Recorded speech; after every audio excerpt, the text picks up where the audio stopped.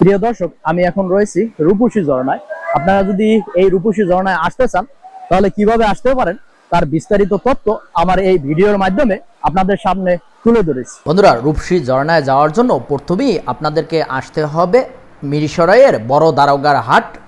এখানে আসার পরে রাস্তার পূর্ব প্রান্তে এই যে সাইনবোর্ডগুলো দেখতে পাচ্ছেন, এটি মূলত রূপসী ঝর্ণায় যাওয়ার সড়ক। আপনি যদি চট্টগ্রাম থেকে আসতে চান সেক্ষেত্রে একে খান মোড় থেকে মাত্র 48 কিলোমিটার দূরত্ব এই বড় দারোগার হাট। ভাড়া নিয়ে থাকবে 100 থেকে 120 টাকা, সময় লাগবে 1 থেকে 1.5 ঘন্টার মতো। আপনারা যদি ঢাকা থেকে আসতে চান আসতে পারবে। প্রতিদিন চট্টগ্রামের উদ্দেশ্যে ঢাকা থেকে অসংখ্য পরিবহন ছেড়ে আসে। ভাড়া এসি নন এসি ভেদে 660 টাকা থেকে শুরু করে 2000 টাকার মতো হয়ে থাকে। আর এখানে আসতে সময় লাগে 5 থেকে 6 ঘন্টার মতো। আপনারা চাইলে আগের দিন রাত 10টা থেকে 11টার সময় উঠে সকালবেলা নেমে সারাদিন ঘুরে আবার চলে যেতে পারবেন ঢাকা। বড় দারোগার হাট এই মেইন রোডে নামার পরে এখান থেকে 2 থেকে 3 কিলোমিটার পূর্ব দিকে এই সড়ক ধরে যেতে হবে। এখানে বিভিন্ন প্রকারের সিএনজি পাওয়া যায়। আপনারা চাইলে সিএনজি করে অল্প টাকার ভিতরে চলে আসতে পারবেন এই রূপসী ঝর্ণার টিকিট কাউন্টারের সামনে। রূপসী ঝর্ণার প্রবেশ মুখে এখানে নাম এন্ট্রি করতে হয় এবং 20 টাকা করে জনপ্রতি দিতে হয়। এই যে অনেকে আছে। রূপসী ঝর্ণার গেটের কাছে আসলে এই যে হাতের ডান পাশে একটি ঘর দেখতে পাচ্ছেন, এটা হচ্ছে টিকিট কাউন্টার। নাম এন্ট্রি করে 20 টাকা দিয়ে তারপর যেতে হয়। রূপসী ঝর্ণায় আপনাকে স্বাগতম। সবার মতো আমরাও যাচ্ছি রূপসী ঝর্ণায়। আর চাইলে আপনারা একটা করে লাঠি নিয়ে যেতে পারেন, কারণ জিরিপথে হাঁটার জন্য সুবিধা হবে। এখানে অনেকগুলো নির্দেশনা রয়েছে যা বাংলাদেশ ট্যুরিস্ট বোর্ড থেকে দেওয়া হয়েছে। এই নির্দেশনাগুলো মেনে চলতে হবে। বাম পাশের পথ ধরে আমরা সামনের দিকে হাঁটতে থাকবো। দেখি কত দূর যেতে হয় আমাদেরকে ঝর্ণা পেতে। আমরা যাচ্ছি রূপসী ঝর্ণায়। পথিমধ্যে দেখতে পাচ্ছেন চমৎকার একটি পানির স্রোত যাচ্ছে। আর এই পানিগুলো মূলত এই রূপসী ঝর্ণার থেকে গড়িয়ে পড়ার পরে এরকম লেন ধরে এরা একেবারে বঙ্গোপসাগরে পতিত হয়। এই ঝিরিপথের সাইড দিয়ে যেতে হয়। এই যে দেখতে পাচ্ছেন এই হাঁটার পথ, আমরা এই পথ ধরে যাব সামনের দিকে। খুবই চমৎকার এই ঝিরিপথ গুলো প্রাকৃতিক ভাবে তৈরি হয়েছে। মহান আল্লাহ তাআলা এভাবে সৃষ্টি করে রেখেছে। পানি যাচ্ছে, কিছুদিন ধরে বৃষ্টি হওয়ার কারণে এইসব অঞ্চলে ঝর্ণায় পানির পরিমাণটা বেশি। ঝর্ণার মূল আকর্ষণই এরকম বর্ষার সময় দেখা যায় যে শুষ্ক মৌসুমে এইসব অঞ্চলে একেবারে শুষ্ক থাকে, পানি থাকে না, তখন আর এখানের মজা পাওয়া যায় না। এসে অনেক লোক আসছে যাচ্ছে তারা উপর দিকে, আমাদের মতো তারাও ট্রাভেলার। প্রায় ঝর্ণার কাছে চলে আসছি। এই অপরূপ সৌন্দর্য উপভোগ করতে হলে আসতে হবে রূপসী ঝর্ণায়। এই যে পাহাড়ের ভাঁজে অনেক দর্শনার্থী এসেছে আজকে শুক্রবার, সরকারি ছুটির দিন, যার কারণে অনেক দর্শনার্থী আসছে। প্রিয় দর্শক, আমি এখন রয়েছি রূপসী ঝর্ণায়। এই যে আমার পিছনে দেখতে পাচ্ছেন এই ঝর্ণাটির নাম হচ্ছে রূপসী ঝর্ণা। আর এই রূপসী ঝর্ণাটা মিরসরাইয়ের বড় দারোগার হাট অবস্থিত। অনেক লোক এসেছে আজকে এই রূপসী ঝর্ণায়। খুবই চমৎকার। আপনারা যদি আসতে চান আসতে পারবেন। এবং এখন ঝর্ণায় পূর্ণ যৌবন, কারণ কিছুদিন হয় বৃষ্টি হয়েছে, যার কারণে এই ঝর্ণাগুলো পূর্ণ যৌবন ফিরে পেয়েছে, যার কারণে এখন ঝর্ণায় পানি রয়েছে। তবে শুষ্ক মৌসুমে এইসব ঝর্ণায় পানি থাকে না। তাই আপনারা এরকম বর্ষার সিজনেই আসবেন এই ঝর্ণা দেখার জন্য, অন্য টাইমে নয়। বর্ষার টাইমে আসার পরে অবশ্যই আপনারা কেয়ারফুলি থাকবেন। এখানে এই জায়গাগুলো অনেক পিছিল, যার কারণে পা পিছলে পরে গেলে দেখা যায় যে মৃত্যুর মতো দুর্ঘটনাও ঘটার সম্ভাবনা রয়েছে। আমাদের পরবর্তী গন্তব্য হচ্ছে ছাগলকান্দা ঝর্ণা। তাই আমরা এই রূপসী ঝর্ণার ডান পাশ ধরে এই যে দেখতে পাচ্ছেন এই পথ ধরে এই রশি দিয়ে বেয়ে উপরের দিকে উঠতেছি। এই রশি বেয়ে উপরে ওঠার পরে কিছুক্ষণ বসে আবার এই রশি বেয়ে নিচের দিকে নামতেছি।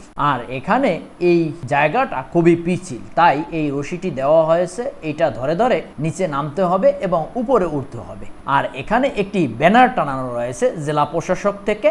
এটা মৃত্যুকূপ হিসেবে আখ্যায়িত করা হয়, তাই আপনারা এই জায়গাগুলো খুবই সাবধানতা অবলম্বন করবেন। এই জিরিপথ দিয়ে হাঁটতে হাঁটতে আমরা আরো কিছু গুরুত্বপূর্ণ তথ্য জেনে নিই। এই জিরিপথে হাঁটার জন্য আপনার দরকার হবে এক জোড়ো জুতো, যে জুতোগুলো নিচে গ্রিপ থাকবে এবং পানিতে সমস্যা হবে না, যেগুলো শ্যাওলাতে পিছিল কাটবে না।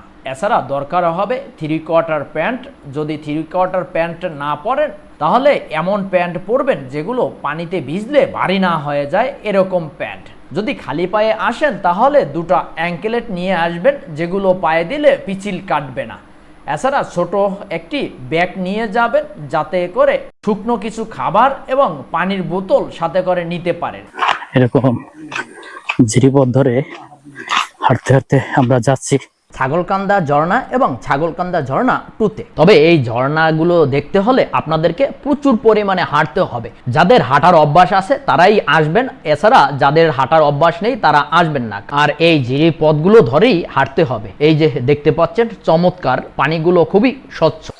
এদিক থেকে সবাই আসতেছে, এদিক থেকে রূপসী ঝর্ণার থেকে আসার পরে এখানে একটি ত্রিমুখী জায়গা বাজে।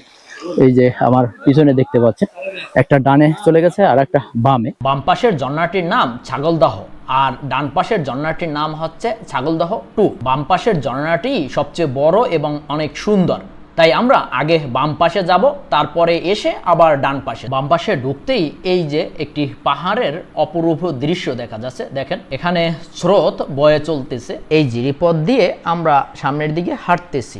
হাঁটতে হাঁটতে কিছু দূর আগালেই আরও একটি ত্রিমুখী পথ পাওয়া যায়। এই যে দেখতে পাচ্ছেন, হাতের ডান পাশে একটি এবং বাম পাশে একটি। হাতের বাম পাশেরটা হচ্ছে ছাগলকান্দা ঝর্ণা আর ডান পাশের ঝর্ণাটির নাম হচ্ছে রিহুইছড়ি ঝর্ণা। এটির পানির পরিমাণ কম এবং ছোট একটি ঝর্ণা। আমরা আগে এই ছাগলকান্দা ঝর্ণায় যাব, তারপরে আমরা এটায়ও যাব। মহান আল্লাহ তাআলা পৃথিবীকে যে কত বৈচিত্র্যময় করে সাজিয়েছে, তা বিভিন্ন প্রান্ত না ঘুরলে বা না দেখলে আপনারা কোনোভাবেই বুঝতে পারবেন না আসলে পৃথিবী যে কত সুন্দর। দীর্ঘক্ষণ হাঁটার পরে দেখা যায় যে 20 থেকে 25 মিনিট বা আধা ঘন্টা হাঁটার পরে আমরা এরকম একটা ঝর্ণা পেয়েছি। খুবই অসাধারণ একটি ঝর্ণা। তো অনেকে গোসল করতেছে, আর এটাই হচ্ছে ছবির মতো। ছবিতে যেরকম দেখতেছি, মহান আল্লাহ তাআলা যে পৃথিবীটাকে কত সুন্দর করে সাজিয়েছেন। আমার পিছনে যে ঝর্ণাটি দেখতে পাচ্ছেন এটি হচ্ছে ছাগলকান্দা ঝর্ণা। খুবই চমৎকার একটি ঝর্ণা, দেখলে একেবারে ছবির মতোই মনে হয়। রূপসী ঝর্ণা থেকে ঝিরিপথ দিয়ে হেঁটে 30 থেকে 40 মিনিট হাঁটার পরে এই অপরূপ ঝর্ণাটি আপনারা পাবেন। এখানেও আপনারা আসতে পারেন এই অপরূপ ঝর্ণাটি দেখার জন্য। রূপসী ঝর্ণার পরেই এই ঝর্ণাটি। কিছু সময় এখানে অতিবাহিত করার পরে আমরা আবার পিছনে চলে আসি। পিছনে চলে এসে এই যে ত্রিমুখী যে পথটি রেখে গিয়েছি, এখান দিয়ে আমরা এখন ডানে ঢুকবো। এটার মাথায় গিয়েই আমরা পাবো রুহিছড়ি ঝর্ণা। ওই যে দূরে দেখতে পাচ্ছেন পানি পড়তেছে, এটাই রুহিছড়ি ঝর্ণা। এই পথ ধরে আসার পরে দেখা যায় যে এরকম একটা ঝর্ণা পাবেন, এই যে ছোট দিয়ে। তবে এটাও দেখতে চমৎকার, আপনারা চাইলে এখানেও গোসল করতে পারবেন। রিহুইছড়ি ঝর্ণায় কিছু সময় অতিবাহিত করে আমরা আবার পিছনে চলে আসি। পিছনে এসে আমরা যেখানে ত্রিমুখী একটি পথ রেখে গিয়েছিলাম সেখানে চলে আসি এবং এই পথের ডান পাশ ধরে আমরা এবার যাব ছাগলকান্দা 2 ঝর্ণার। এই যে দেখতে পাচ্ছেন, এই পথটির ডান পাশ ধরে যাব এবার আমরা। হাতের ডান পাশে ঢোকার পরে এরকম একটা পথ রয়েছে, যেটা এই যে কিছু জায়গায় পানি বেশি আছে। এই যে আমার সামনে দেখতে পাচ্ছেন পানি বেশি আছে। এরকম অসংখ্য পথ রয়েছে যেখানে পানি কম রয়েছে, কিছু জায়গায় বেশি রয়েছে। এগুলো আপনারা খেয়াল করে যাবেন। ত্রিমুখী পথ থেকে আমাদেরকে প্রায় 30 থেকে 40 মিনিট পথ হাঁটতে হয়। ফাইনালি আমরা চলে আসি ছাগলকান্দা ঝর্ণা 2-তে। এই যে আমাদের সামনে দেখতে পাচ্ছেন, এটি হচ্ছে ছাগলকান্দা ঝর্ণা 2। তবে পানি কম হলেও এই ঝর্ণাটি খুবই চমৎকার, দেখতে খুবই ভালো লাগতেছে। এই যে দেখতে পাচ্ছেন ঝিরঝিরি করে পানি পড়তেছে। ছাগলকান্দা 2 ঝর্ণা দেখার মাধ্যমে আমাদের ঝর্ণা দেখার পর্ব এখানেই শেষ করছি। এর উপরেও যাওয়া যায়, তবে পানি বেশি নেই বলে তাই আমরা আর উপরে যাইনি। আপনারা চাইলে উপরেও যেতে পারবেন। আমরা যেই পথে পথে গিয়েছিলাম সেই পথ ধরেই আমরা এখন আবার পিছনে চলে যাব। রূপসী ঝর্ণার পর্ব এখানেই শেষ করছি। দেখা হবে অন্য কোনো ঝর্ণায়। এই ভিডিওর মাধ্যমে যদি আপনাদের কোনো উপকারে এসে থাকে তাহলে আমার চ্যানেলটি সাবস্ক্রাইব করবেন, পাশে থাকা বেল আইকনটি প্রেস করবেন। দেখা হবে অন্য কোনো ঝর্ণায়। ততক্ষণ পর্যন্ত ভালো থাকুন, সুস্থ থাকুন। আল্লাহ হাফেজ।